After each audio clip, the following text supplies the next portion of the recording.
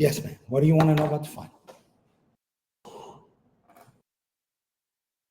Just say I'm wearing the shirt again. Is there a bonus? Yes, there is a bonus question on the final.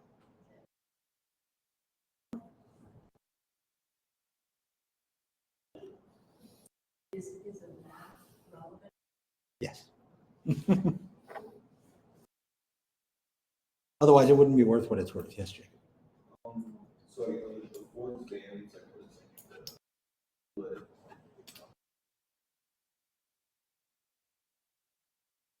It's like chapter 9 more.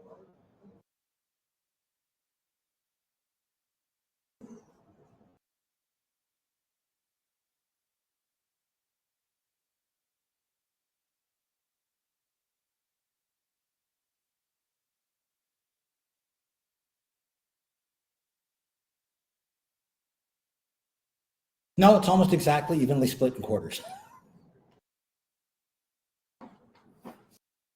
Makes the exam out of 120 points. It will be converted to a percentage for grading.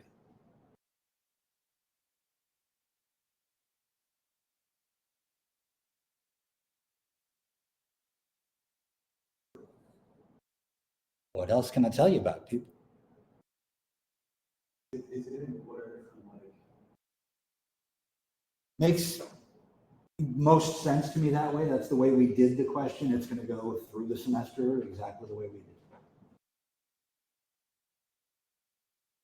Are there going to be either practical application work problems like the counting graph? Like the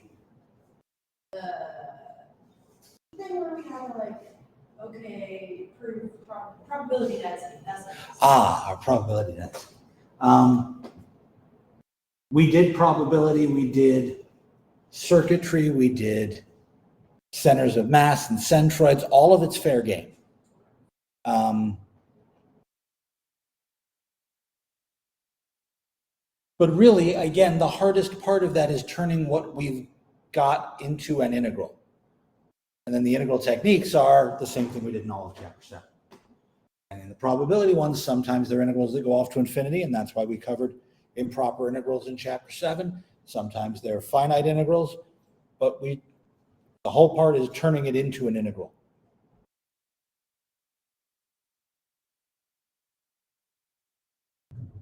What else?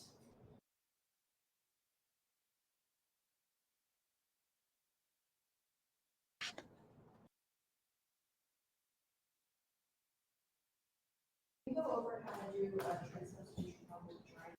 Sure. You got one in mind?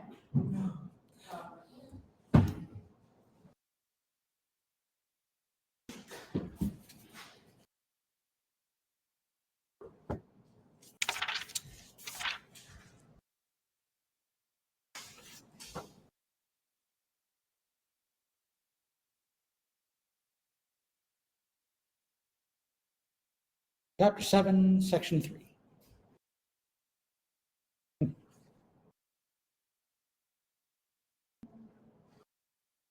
Why don't we do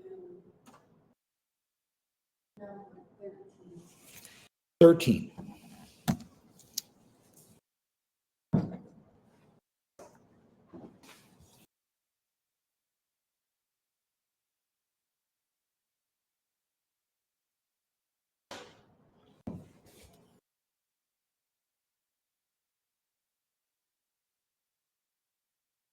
Okay. The first part is remembering which trig substitution to use. They are on the formula sheet.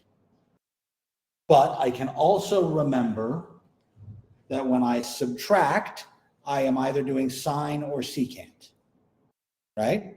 And when I add, the t looks like a plus sign, so I use tangent. Now the question is, should I use sine or secant? And I think to myself, if my goal is to get rid of the square root, sine squared is 1 minus, the number would be in front for sine. The number being in the back means I should probably use secant. So I'm going to set this up as x equals 3 secant theta. And then dx, what's derivative of secant? Leo. So 3 secant theta tangent theta d theta. Now I have x squared minus 9.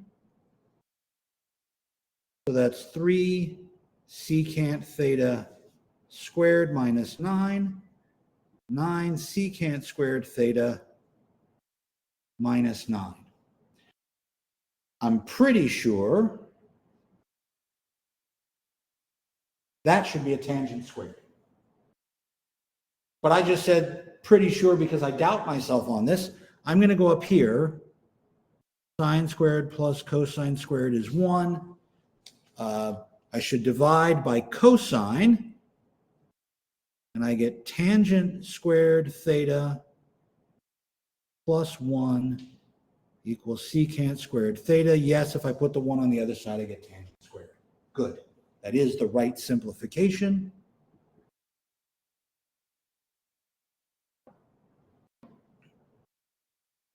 Which means if I take the square root, I'm just going to get 3 tangent theta on the top.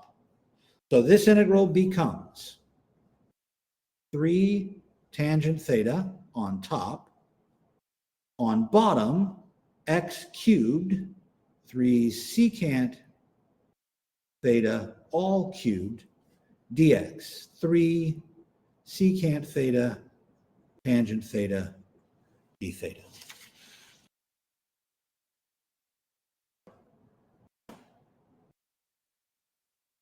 So far, so good? Okay. 3 cubed is 27. 27 on the bottom, but there are 2 different 3's on top, which means I have a 9 on top, a 27 on the bottom, I get a 3 on the bottom out front. I have secant cubed down here. But I also have a secant there, which means I'm going to get a secant squared on the bottom. I have 2 tangents on top, d theta.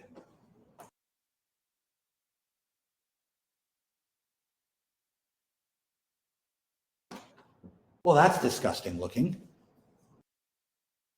So I say to myself, let's simplify the trig functions. Turn everything to sine and cosine. Tangent squared is sine squared over cosine squared. Secant squared is 1 over cosine squared, but it's in the bottom. Oh, hey, look at that. This integral just got a crap ton easier, didn't it?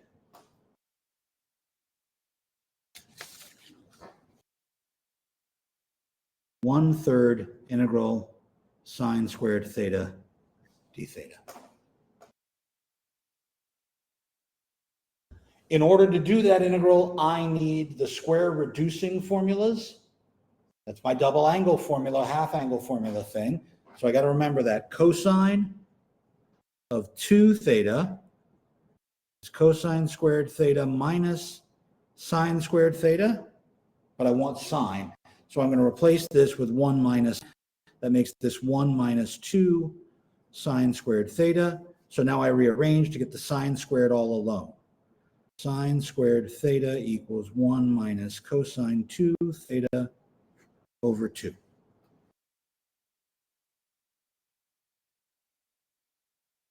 I don't have these formulas memorized, but I remember how to get them. Yes, sir.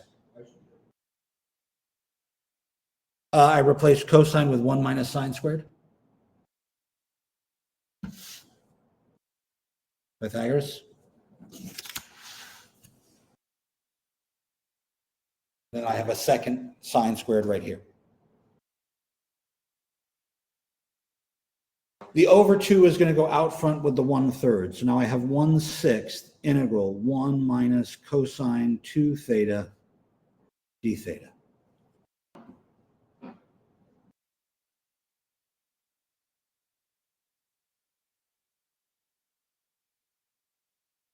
Those are easy integrals.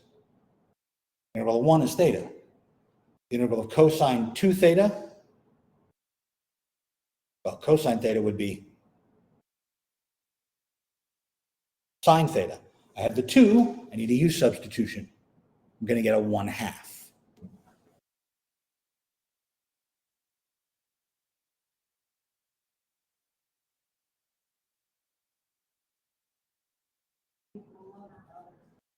No, because of the 1/6 only applying to the theta, the 1/2 only applies to the trig function part.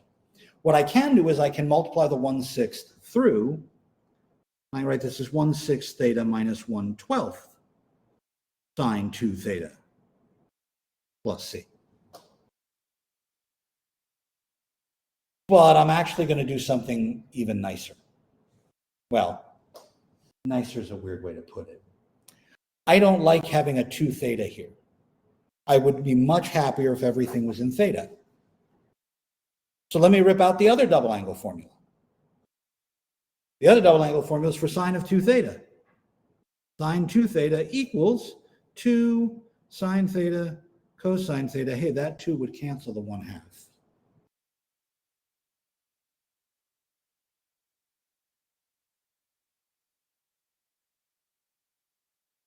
Now, the reason I did that is the stupid triangle. I don't want my answer in theta, I want my answer in x. So now I need to remember how to go back and forth between the two. What did we say x was equal to?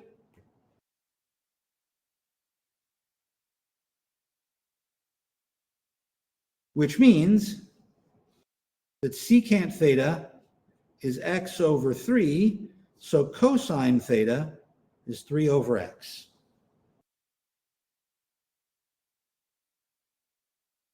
Make a right triangle.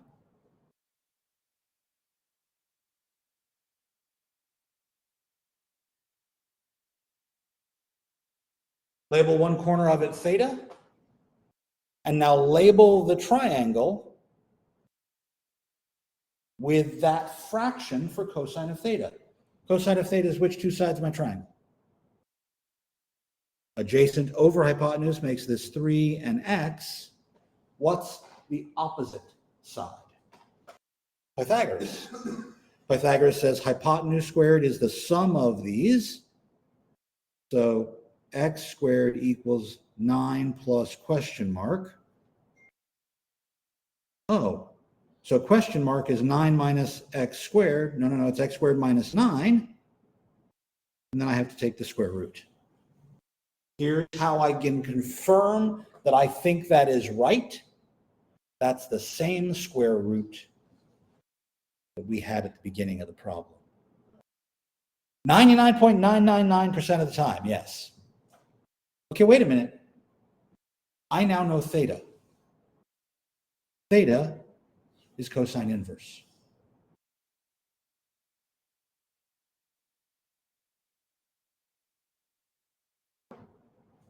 Which means I can turn my integral 1/6 cosine inverse 3 over x minus 1/6 sine of theta, opposite over hypotenuse.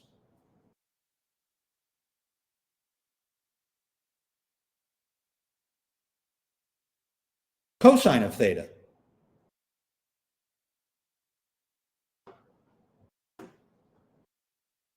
Plus c. You could leave this exactly like that. It would be perfectly fine. You could do a little simplification with that second term and write it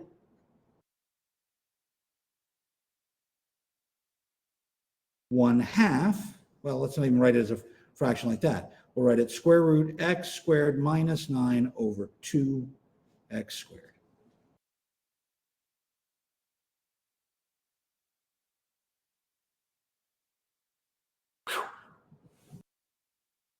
Okay, this one that you picked required me to do all 3 of the crazy pieces involved. I needed the double angle formula for cosine to get rid of the square. I needed the double angle for sine to get rid of the 2 theta. Then I needed all the algebra for the Pythagorean identity at the beginning to make sure I was going to be able to get rid of that square root in the first place.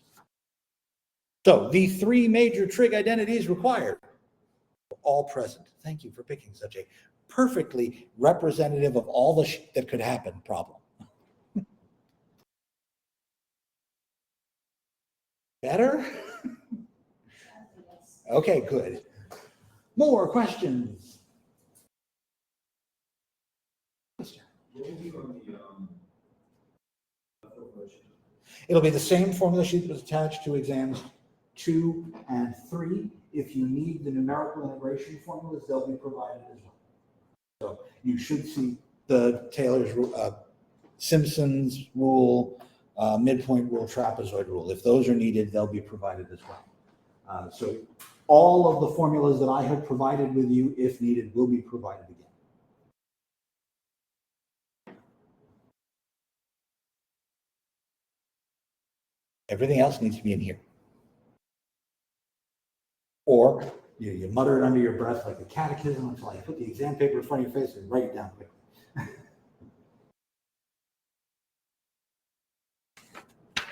More questions, ask me more things. Hit me. When you go in the partial fractions problems, we're going to do long division and just stop at like once you solve for AB. Okay, so if I'm doing a partial fractions problem that it requires long division, then it's got to have a bigger power in the numerator than it does in the denominator. So how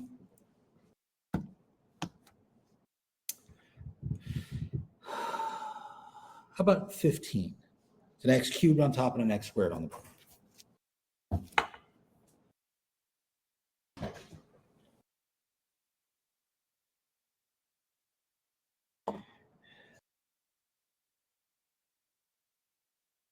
X cubed minus 4x plus 1 over x squared minus 3x plus 2. Okay. So the first problem is the denominator has a lower power than the numerator, so I'm going to divide. X squared minus 3x plus 2 into x cubed minus 4x plus 1. What times x squared gives me an x cubed? Great, put an x there. X times x squared is x cubed. X times minus 3x is minus 3x squared. X times plus 2 is plus 2x. Subtract all of that, and I get 3x squared minus 6x, bring down the plus 1. The next term, what times x squared gives me 3x squared?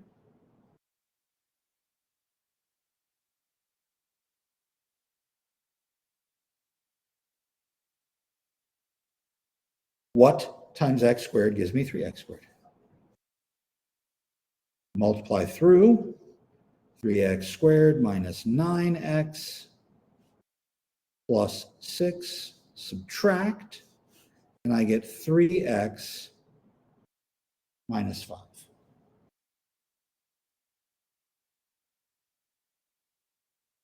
So this integral becomes the integral of x plus 3 plus 3x minus 5 over x squared plus 3x plus 2. Now, clearly, the only part of this that's going to give you trouble is the fraction, right? Because these two are a piece of cake. It's just this that sucks. And so if we do partial fractions here,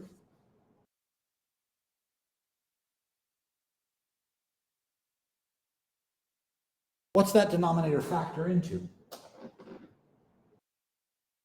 Oh, catch Dr. Sassmore real quick because Dr. Sassmore made a mistake. You see the mistake?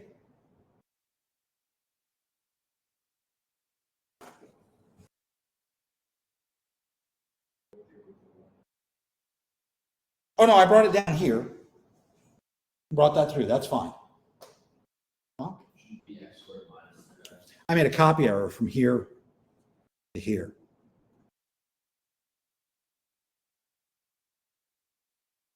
Sign errors will be the death of me, guaranteed. Okay, now that I've got the right denominator, how does that denominator factor?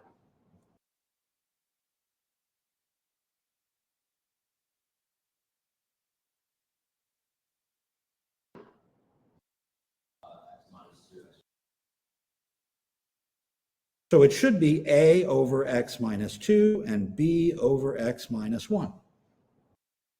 When I cross multiply to simplify this piece, I get ax minus 1 plus bx minus 2. And over here on the other side, I have 3x minus 5.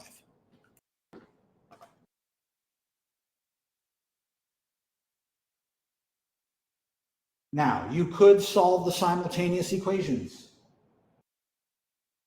If you regroup, do the x part meets the 3 and the constant part meets the negative 5.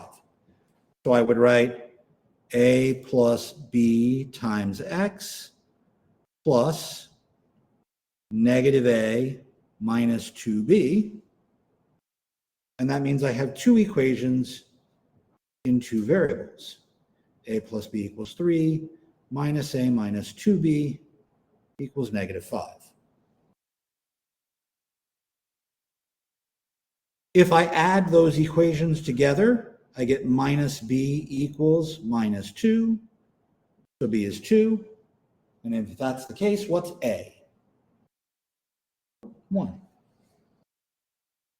Or from here, you could plug in x equals 1.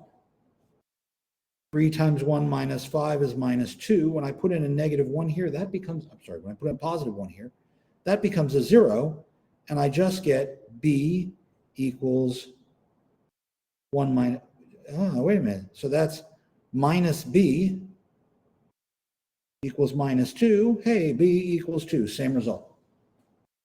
If I plug in 2, well, then on this side, I get 1, 3 times 2 minus 5. Here, I get a times 2 minus 1, and I get b times 0. Hey, wait a minute, that says that a equals 1. Same result. The method on the right is called the annihilator method. The method on the left, simultaneous equations. You can do whichever one you want. My integral just got even easier. The integral from negative 1 to 0, x plus 3 plus 1 over x minus 2 plus 2 over x minus 1 dx. Those latter two integrands will give me logarithms.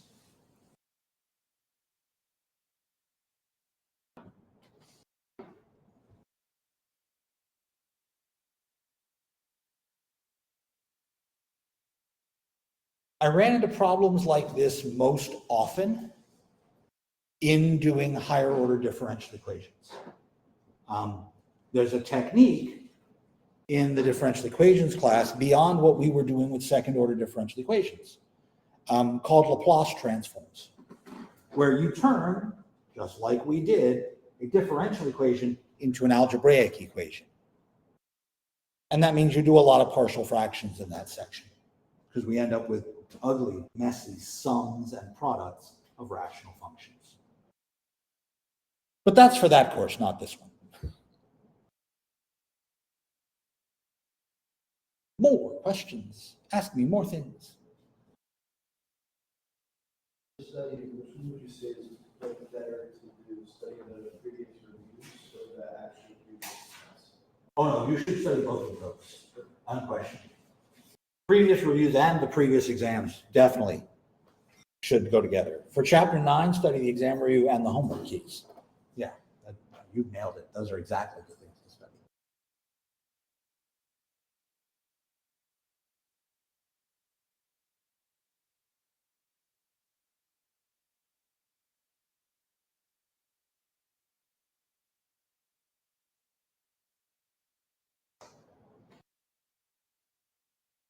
You do where you have to find like the center, foci, vertices, and stuff of the polar concept. Sure. So polar conic sections, that's chapter 10, section 6, I believe.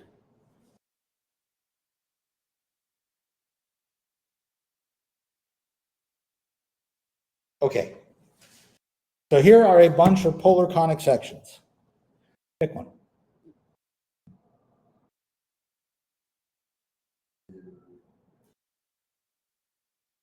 One over 2 plus sine theta.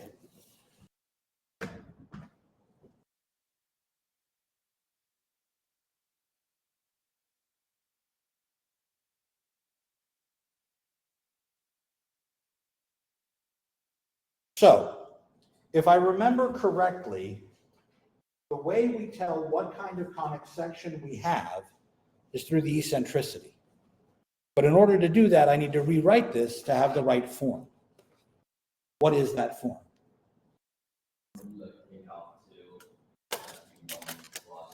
Exactly. So I'm going to write this as 1/2 over 1 plus 1/2 sine theta. There's my eccentricity, which is less than 1. 1 is always our dividing line for these things, just like with all the sequences and series problems. So ellipse, parabola, hyperbola. It would be an ellipse. I should double check. I have the ability. Let's graph this sucker to make sure. I need to make sure I'm in polar mode to graph this properly.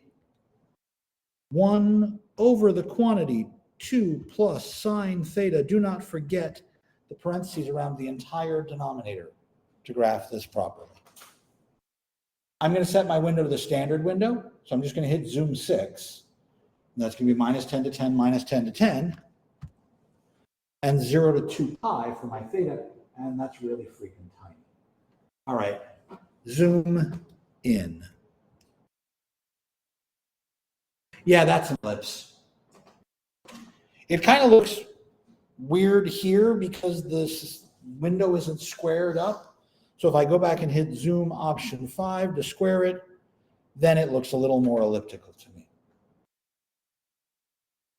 So far, so good? Okay.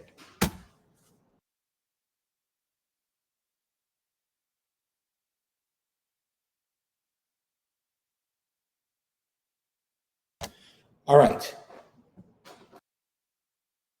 There are 2 other requirements out of the equation and out of the setup for a polar conic. I know a focus of this conic automatically. What is that focus? Right. One of the foci is the pole.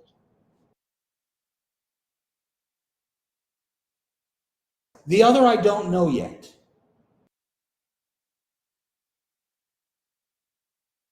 The other thing I get from the equation is the equation of the directrix. Directrix is a line. The curve goes away from the line around the focus. We're going this way. So I'm going to write the directrix as y equals some number up here. Horizontal, because we're oriented with sine of theta, y equals polar coordinates. X is our cosine, y is our sine. So I can remember that y and sine go together.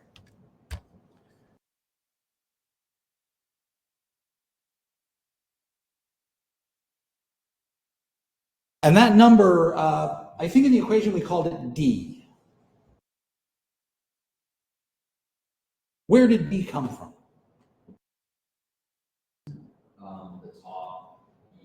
It most certainly is, right up there. So 1/2 equals ED, but E is already 1/2. So what's D? There we go. Perfect. Now, there are several different ways to get everything else that remains. My graph is oriented vertically. That means the vertices are on the y-axis. The other focus is on the y-axis. There are no asymptotes for this. Asymptotes only show up in hyperbola. And I can find the minor axis points where I would draw the box to draw the ellipse once I know more pieces of information here. Okay? So that point is one of the vertices. What angle is that at?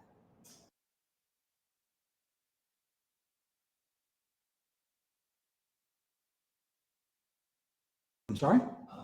Okay, remember we go from 0 to 2 pi.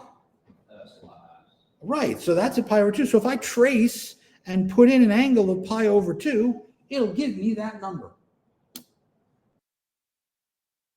A third.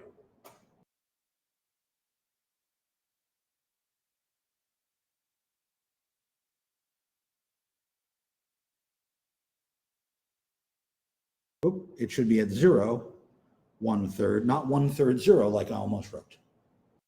By the way, the directrix is way up here at y equals 1. Here is a focus at 0, 0. Now I can go to the bottom. What angle is that? Okay, and that's going to make this, if I put 3 pi over 2 in here, sine of 3 pi over 2 is -1. 1 over 2 minus 1 is 1 over 1. That's going to be -1. So again, I'll check it on here. 3 pi over 2, yeah, that's at 0, -1. Now, you could also give me all of these in polar coordinates.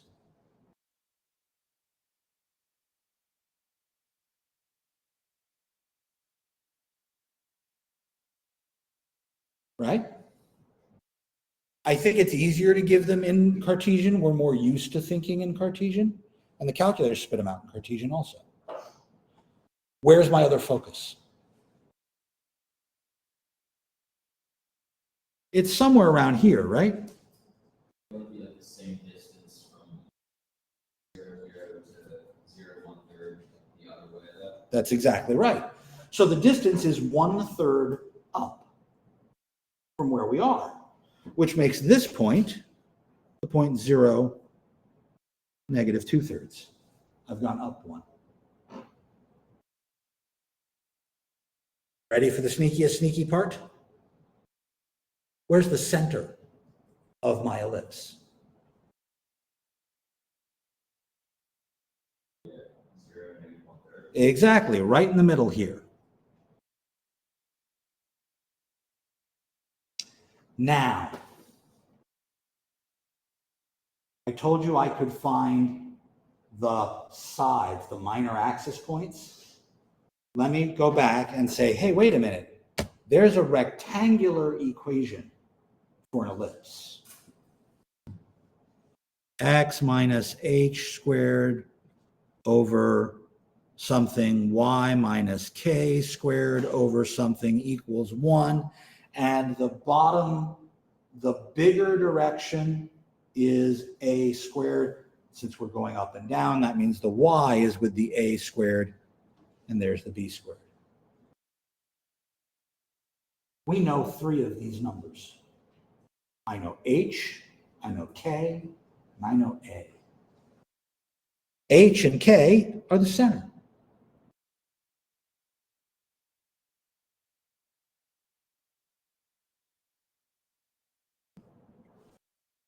A is the distance from the center to either vertex. How far is that?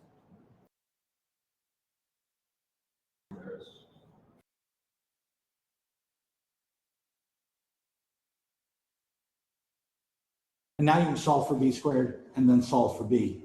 And you give me those outside 2 points. Do you need to? Depends on what it asks for. If it asks for the Cartesian equation, then yes, I do need to do that. But I also know that I don't have to do it this way. There's another way to do that. And that's to remember that in an ellipse, we have almost Pythagoras, where A is the distance from the center to a vertex. What's C?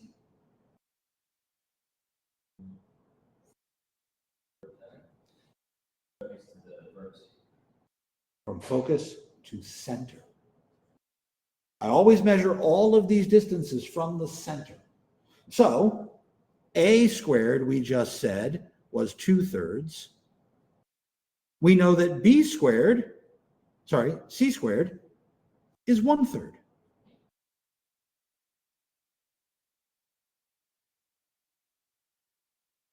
Well, now I solve for B squared. 8/9 equals 1/9, and then the B squared is over here. Switch sides, and I get B squared is 7/9.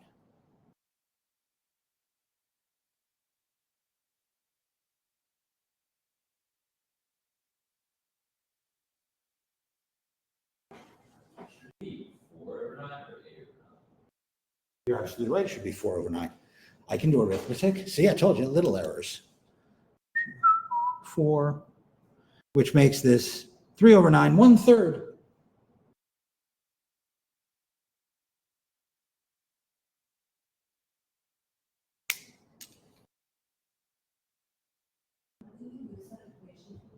That would give me the same equation as this in Cartesian.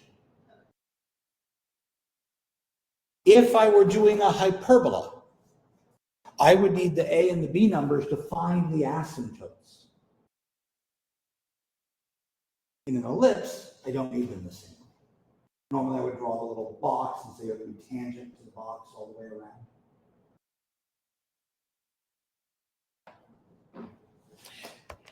Now, if you've forgotten this equation, don't panic.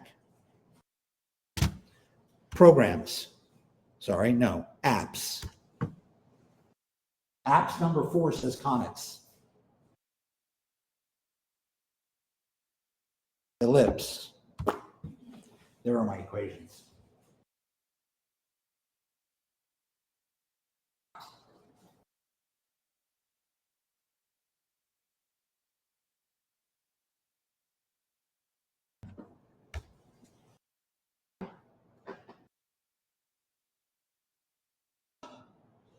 I sent you all my final exam hours schedule back on the 3rd. Got it as an email. And I will see you all Wednesday morning at the ungodly hour of 8 a.m. If you have questions, come by the office hours, send me an email. I will see you all then. You guys are my 3rd exam. I have a Tuesday 8 and a Tuesday 1.